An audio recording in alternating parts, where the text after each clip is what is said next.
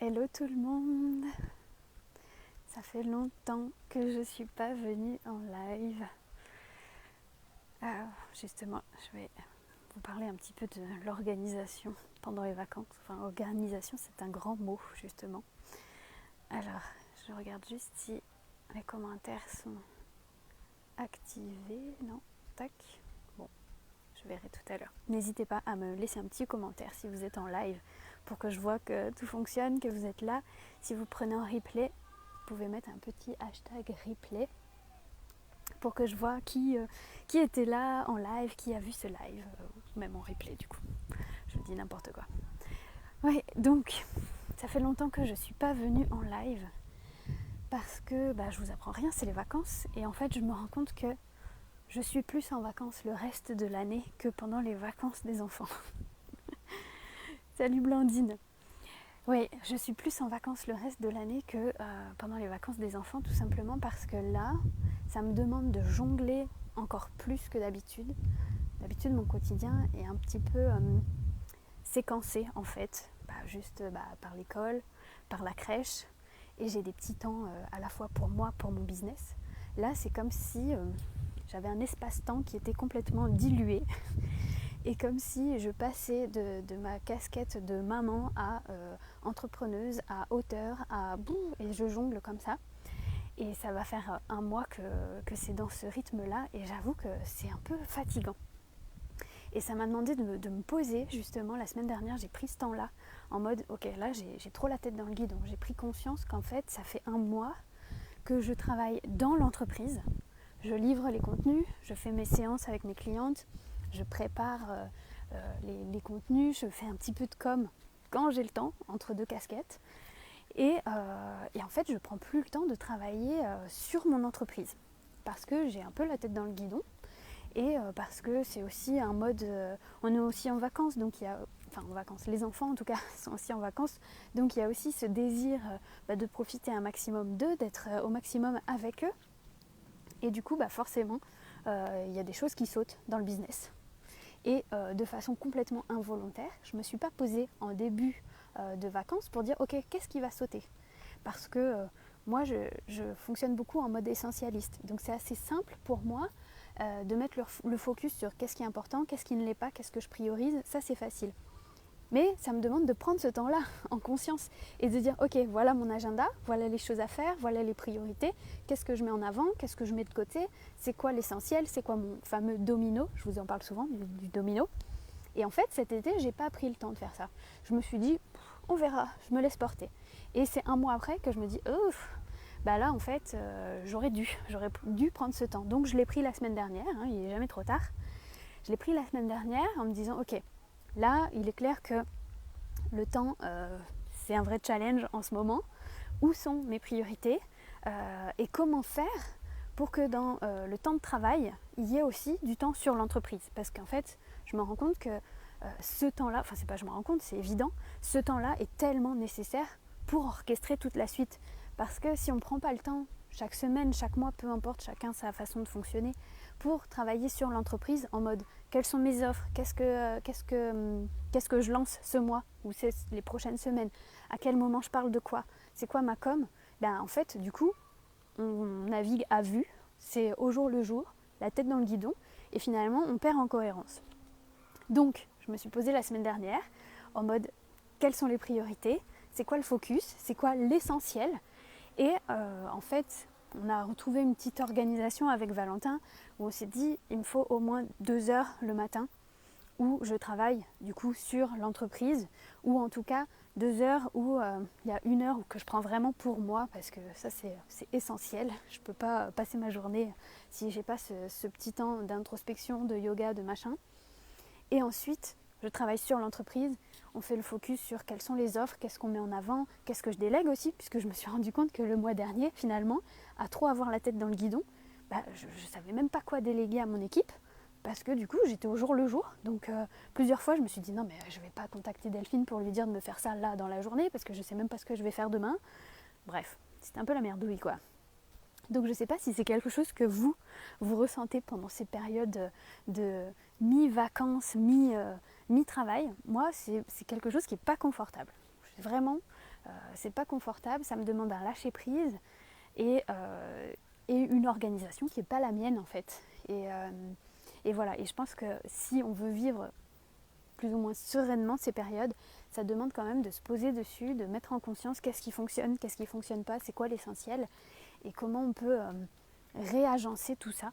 Donc depuis qu'avec Valentin on a posé ces 2 heures le matin, déjà je sens une différence et c'est tellement important en fait d'avoir ce temps de recul en fait dans l'entreprise et même dans notre vie de famille en fait, hein. Parce que du coup c'est la même chose avec les enfants. Être avec les enfants tout le temps pour être avec eux, mais finalement c'est peut-être mieux de passer un petit peu moins de temps mais plus de temps de qualité où on va faire des sorties ou des choses un peu prévues à l'avance ou pas forcément prévues à l'avance, mais en tout cas où l'intentionnalité derrière n'est pas la même. Ça change tout. Donc voilà, ça a demandé une petite réorganisation. Et puis sinon, il y a eu plein de choses sur ce dernier mois. Donc ça y est, mon livre est... alors le livre était déjà terminé, mais les dernières corrections sont parties aujourd'hui. Le point final est posé. Là, ça y est, tout est figé, les corrections sont faites. A priori, c'est tout bon. Il n'y a plus qu'à éditer. Et voilà. Donc ça, c'est une belle chose de fait. Ça m'a pris beaucoup d'énergie sur ce mois de juillet, mine de rien. Beaucoup de temps aussi. Donc voilà. Et puis, qu'est-ce qu'il y a eu de nouveau il y a eu plein de propositions, mais je vous en reparlerai plus tard. Pour le moment, c'est encore un peu frais. Et voilà. Enfin, c'était surtout, je voulais vous partager ces challenges en termes d'organisation et aussi d'engagement. Une de mes dernières... j'avais pas prévu de vous parler de ça, mais peut-être que ça peut être intéressant. C'est mes dernières prises de conscience sur cette notion d'engagement. Je me suis rendu compte que l'engagement, c'est quelque chose de très important pour moi. Pour moi, c'est l'étape intermédiaire entre l'idée et la réalisation. Entre l'idée et la réalisation, il y a le passage à l'action. Mais pour moi, le passage à l'action, il part d'abord d'une décision. Ok, je décide d'accomplir telle ou telle chose, de mettre le focus sur telle ou telle chose, machin, bidule. Et je m'engage. Je m'engage à. Et ça, c'est pour moi une étape intermédiaire vraiment indispensable pour passer de l'intention à la réalisation, à la manifestation, appelez ça comme vous voulez. Et du coup, je me suis rendu compte que depuis, je sais pas, mais je dirais que ça fait 1 an maintenant que je suis pleinement, on va dire, sur Facebook et sur les entrepreneuses, que j'ai lâché un petit peu mon autre business. Et je me rends compte que cet engagement envers mon business, envers moi-même, il est un peu, il vacille quoi. Avant, sur mon précédent business, donc j'avais un business sur la parentalité où je pratiquais le mailing quotidien. Donc j'avais 1 mail par jour, c'était mon business model, c'était ça. J'avais plusieurs offres et j'avais 1 mail par jour pour promouvoir mes offres. Et du coup, c'était très clair, j'avais pas à tergiverser, j'avais pas à me demander comment je communique, etc. C'était très clair, j'avais 1 mail par jour et selon les offres, je savais exactement à quel moment je communiquais sur quoi et ce que j'allais dire dans mon mail. Et du coup, j'étais hyper engagée dans mon business. Pendant 2 ans, j'ai pratiqué le mailing quotidien. Pendant 2 ans, j'ai envoyé des mails tous les jours, sauf les week-ends. Et au point même, la fille qui était bien engagée, on va dire ça comme ça, quand je suis tombée enceinte de mon deuxième enfant, de ma fille, j'ai commencé à anticiper l'écriture des mails parce que je savais que quand elle allait arriver, j'allais pas pouvoir m'occuper d'elle comme je le souhaitais et écrire un mail par jour. Donc j'avais anticipé tous les mails de façon à ce que pendant 3 mois, j'avais tout automatisé. Donc quand elle est née, tout était en automatique. Il y a eu pendant 3 mois 1 mail par jour qui est parti sans que j'ai rien à faire. Donc voilà, niveau engagement, moi j'étais au taquet quoi. J'avais pris la décision d'envoyer 1 mail par jour, j'ai envoyé 1 mail par jour pendant 2 ans quoi. Et en fait, c'est vraiment ça chez moi, c'est que le sens de l'engagement est tellement fort que je suis prête à me mettre à mal pour tenir un engagement qui fait plus sens pour moi.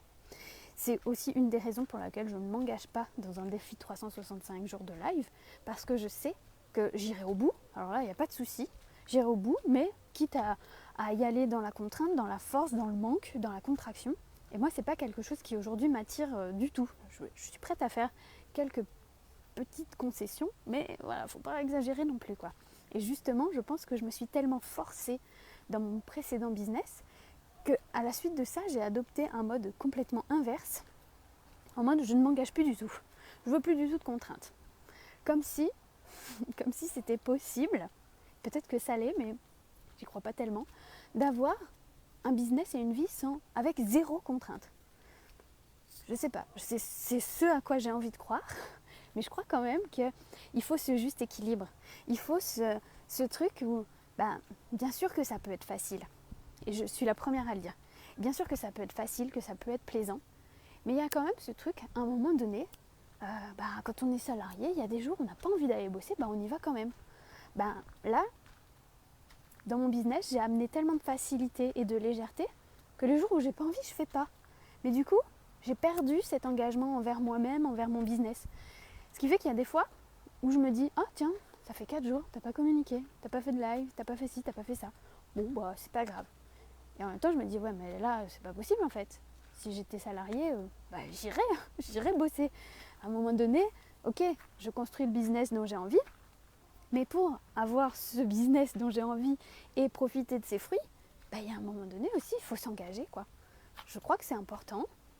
En tout cas, j'ai pas encore vraiment élaboré le sujet, je vous livre ça comme ça vient, mais je crois que c'est important à un moment donné de prendre un engagement et de s'y tenir, d'avoir cette régularité. Alors peu importe l'engagement, quel que soit l'engagement, hein, mais je crois que c'est important quand même d'avoir ce truc de ok, en fait j'ai décidé de mener mon business à tel niveau, j'ai décidé d'avoir tel niveau de vie, j'ai décidé d'avoir un business qui ressemble à ça, et pour ça je m'engage à patati patata, peu importe. Et je sens qu'aujourd'hui j'ai pas encore pris cet engagement là, je sens que je me laisse le choix, je sens que je me cache un peu, qu'il y a des endroits où clairement je pourrais être encore plus engagée. Je parle dans ma communication parce que dans mes accompagnements, là pour le coup, il n'y a pas de souci. Je suis très engagée. Mais voilà, j'avais envie de partager ça avec vous, ce juste équilibre entre trop d'engagement au point de créer de la lourdeur, de la contrainte, et où du coup, la contraction est tellement grande qu'on finit par se saouler soi-même de son business, genre une overdose de son business. Et à l'opposé, ce truc sans aucune contrainte, avec une liberté totale, où finalement on se laisse porter par ce qui est là et où on peut, pendant des jours, des semaines, ne pas communiquer, ne pas lancer d'offres, et c'est ok en fait. Mais moi je pense, je suis quelqu'un de assez mesuré. Je pense que, en tout cas, dans un cas comme dans l'autre, je sens que ça ne me convient pas. Le trop d'engagement et le pas du tout d'engagement ne me convient pas. Je n'ai pas encore trouvé la formule idéale, mais voilà, je pense que c'est nécessaire à un moment donné de dire ok, j'ai décidé d'atteindre tel niveau, d'atteindre tel objectif, et pour ça, je m'engage à... Et après, mettez ce que vous voulez derrière. Moi, j'ai pas encore trouvé à quoi je m'engage. Je vous ferai peut-être un live pour vous dire ce qui me viendra dans les prochaines semaines. N'hésitez pas. Je ne sais pas s'il y a des commentaires, je ne les vois pas. J'aimerais bien pouvoir échanger avec vous en live, que vous soyez tellement nombreux que ça fuse dans tous les sens et qu'on puisse parler, parce que c'est tellement plus agréable que de parler toute seule devant son téléphone. Et en plus, j'ai une petite fanfare là. Donc voilà, cette notion d'engagement. Je vais mûrir cette réflexion. Une belle soirée et puis je vous dis à bientôt.